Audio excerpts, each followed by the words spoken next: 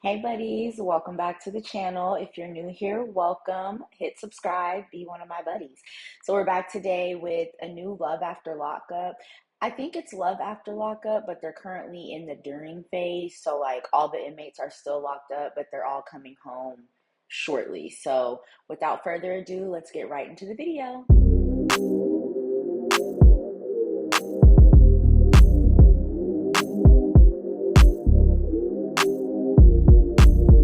Remember late nights cruising and wasn't nothing to it. Flicking up the shit, we about to make a move. Okay, so the episode starts out with Rob and Tia. If you see me looking down, it's because I'm looking at my handy dandy notes here. So Rob and Tia, they are both 32. Rob is Avi, the inmate, and he has 45 days left on an 8.5 year sentence. He's been in and out of jail for the last 16 years. And it sounds like he came from a decent family. They had good morals, mom and dad. He just didn't have the means as far as finances. So I feel like that's kind of what led him into his lifestyle in the streets, was just a lack of means.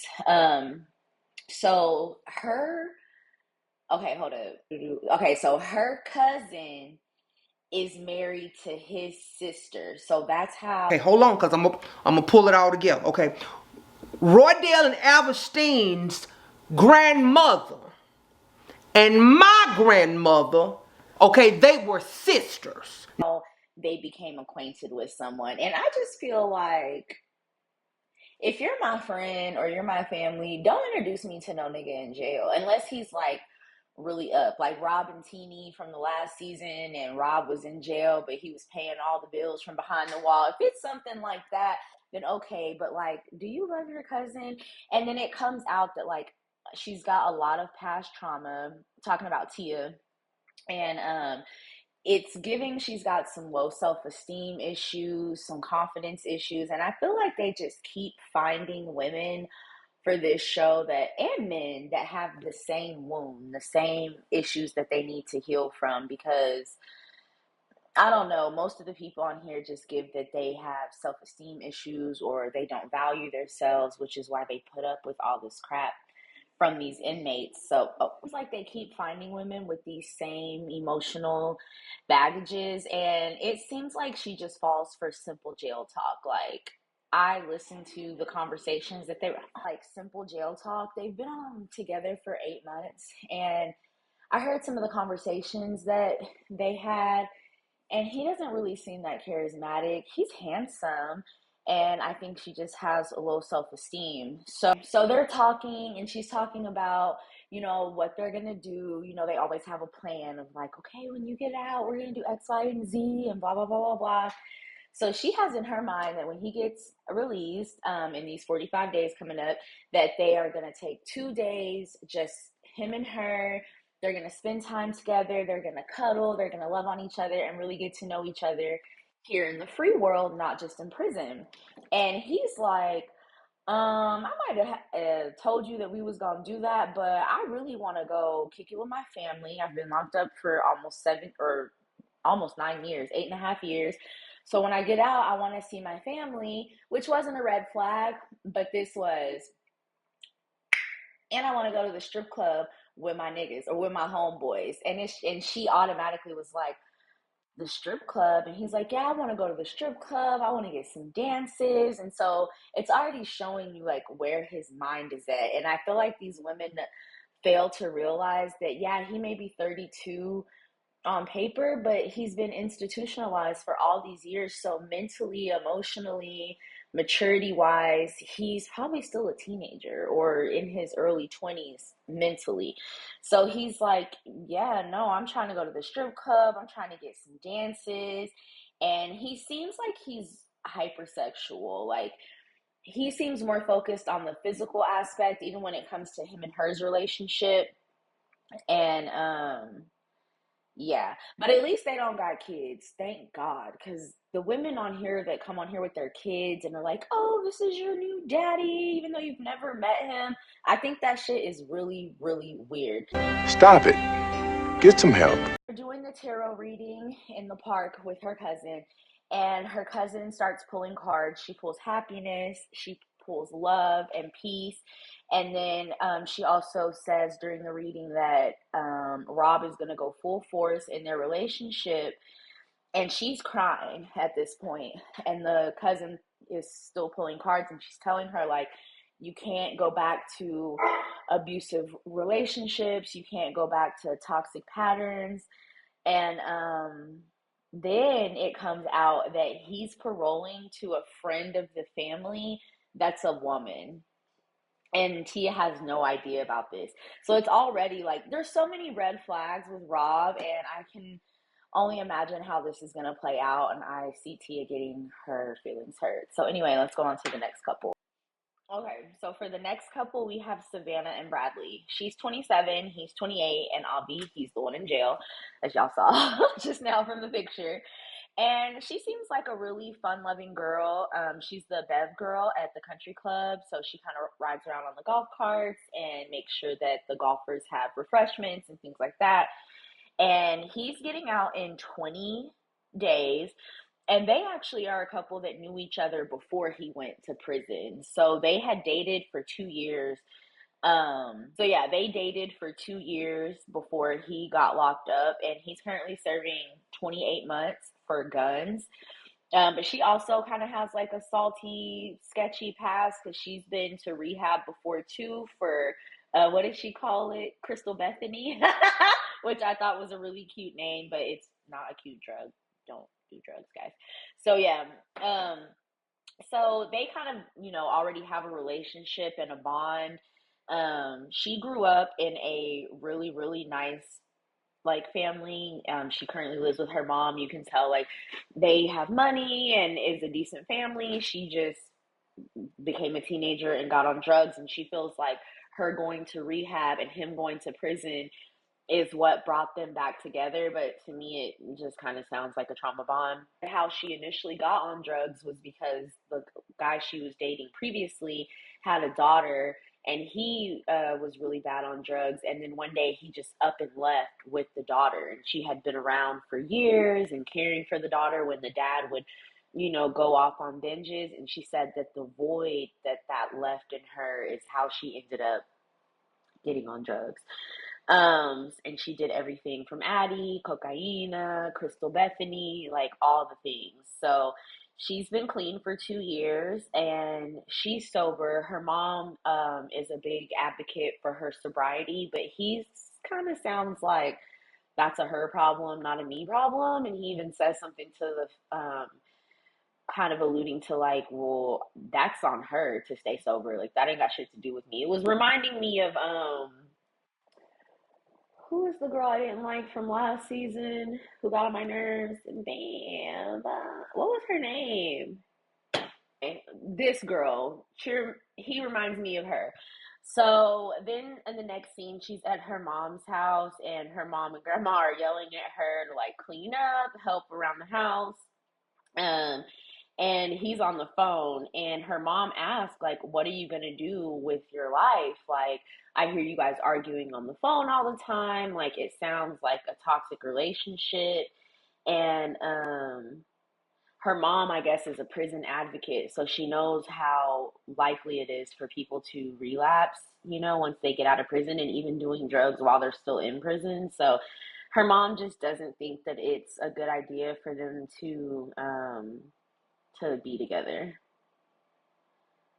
And her mom's just scared. Like she's questioning their ability to be sober together outside in the free world, and her mom is just scared for her daughter, rightfully so. Okay, so next we have Sam and Krystal. And this time, Krystal is the one who's in prison. They are both 29, and they're actually married. So they got married while she was in prison. I guess he found her on like a pen pal website after his divorce, and he wanted someone to talk to, which is crazy. But anyway, she's got 14 years left, or she's got a 14-year sentence, but she is coming up on a parole eligibility soon. And according to him, even if she doesn't get paroled, he's gonna stick beside her. He said that he doesn't care if she has to do the remaining 7 years. He's not going anywhere, and he gonna stick beside her. That's mine. And And, I'm going to stick beside him. that's what you're going to settle for. I'm going to stick beside him. He sends basically all his money. He's working like 20 hours of overtime a week to support her in prison. And Krystal seems really jealous. Like, she just seems, I don't know. I don't trust Krystal. I feel like Krystal's going to break this man's heart. But anyway, he said that when he was in his previous relationship, he felt like he made his wife unhappy. And then they met 3 months after, and he moved to Texas from wherever he was living before to be closer to Krystal in prison. So I guess he could visit her and things like that. And she's just so jealous. Like I just told y'all, he's been working 60 hours a week to support her, and she wants him on every phone call. Don't miss a call. She probably hates if he misses a visit. He probably doesn't even miss a visit because she seems to run him from behind the wall. Yeah, I have in my notes, he's her puppet. She doesn't trust him at all, but she's the liar. She's alluding to the fact that she's hiding something. This is the first episode of the season, so when they do the little spoilers and teasers of like what we're gonna see later in the season, she says like, Sam doesn't know everything about me, but yeah, you're the one clocking his tea all day like he's the inmate. I don't like that. I don't like that shit. For sure, bro. I don't like that shit. He's at Krystal's grandma's house, which I thought was super sweet. Like, he moved to Texas, but she's in prison. So he goes to help, her grandma with errands, do shopping for her, spend time with her. And Krystal's even jealous of that. Like, the grandma even said at one point, like, I'm kind of offended that she thinks I'm going to take her man. And it's not like this is some Bernice Virgo's grandmama. This is like an old white lady grandma just holding on. You know what I mean? Like, it's anybody having sex with her either needs to be old or they have some type of mental issue and they take advantage of the elderly. Like, it's really weird for her to be jealous of her grandma. Like, I would think that was so sweet. Like, if I, God forbid, went to prison and some guy wanted to be with me and he was going to take care of my grandma and buy her groceries and stuff, like, I would love that. I would never think, is my old granny trying to take my man? Like, it was just bizarre, that scene. And like I said, the grandma said that it really hurt her feelings that she would even think something like that. But yeah, he basically says that, like, and even the grandma says, like, he works so that she can, like, binge watch shows on her tablet. So I guess they have, like, Netflix or different streaming apps in prison now, and on the little tablets that the inmate gets, they can buy shows. But instead of, it's everything in prison costs way more than it costs in the free world because everything is a scam and they profit off people being in prison. But that's another video for another day. I don't want to get too deep on y'all right now.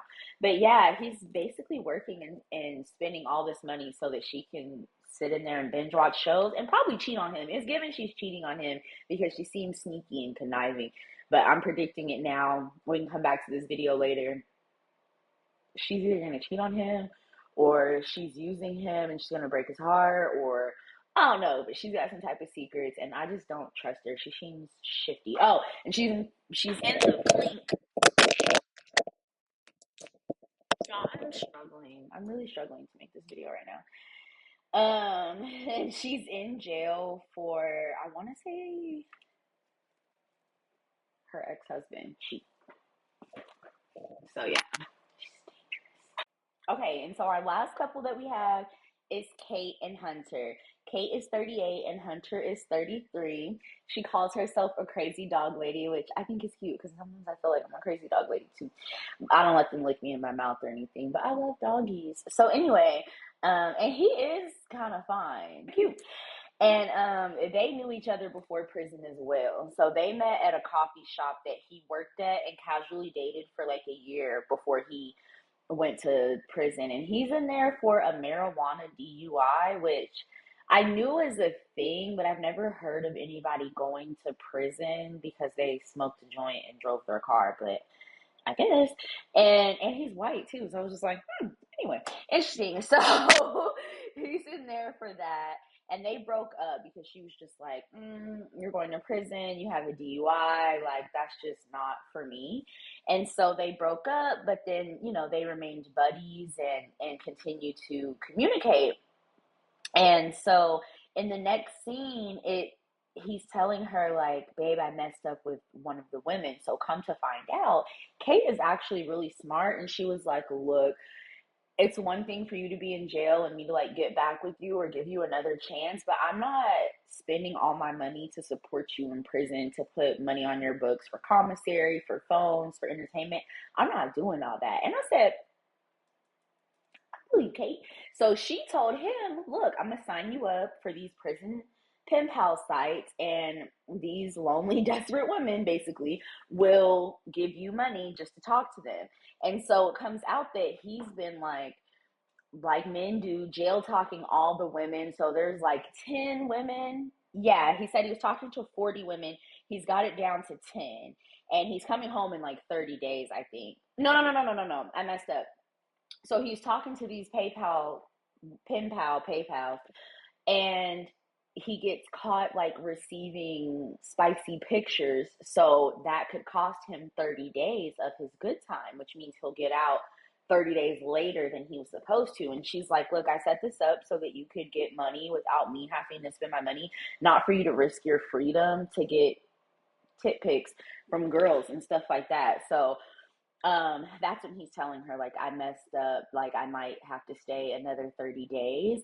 And then he tells her, and he's very honest with her. I respect the transparency and honesty in their relationship, because he's like, man, yeah, all these girls think they all think they're coming to pick me up, like they all think they and part of me was just like, I don't like that, because she's like facilitating in the heartbreak of other women, but at the same time it's like, girl, if you watching this, if a man is in jail, leave him in jail. Like, don't believe the stuff that they say while they're in jail. Like, men will say anything in jail or not. People in general will say anything to get what they want. So, especially in jail, they have nothing to do but sit around and work on their game and finesse and tell you every lie and every fantasy and fallacy to make you believe that they're the guy you want them to be. So she's kind of just like, with that. But she's like, as long as, you need to cut that shit up. Like, you've only got 30 days left, or however much longer. He's coming home soon. So she's like, it's time to wrap that shit up, because you don't need to still be entertaining them. Like, they serve their purpose, wrap it up now. But I think that's a dangerous game they're playing with that. But yeah, that was the episode. I was a little bit all over the place, but I really didn't feel like filming today. So I was just trying to get the content out for y'all. But if you like this video, then give it a thumbs up. If you didn't like it, give it a thumbs down. I don't care. Leave a comment. Tell me why you didn't like it. Leave a comment. Tell me why you did like it. But anyway, be my buddy, and long live Jordan. Bye.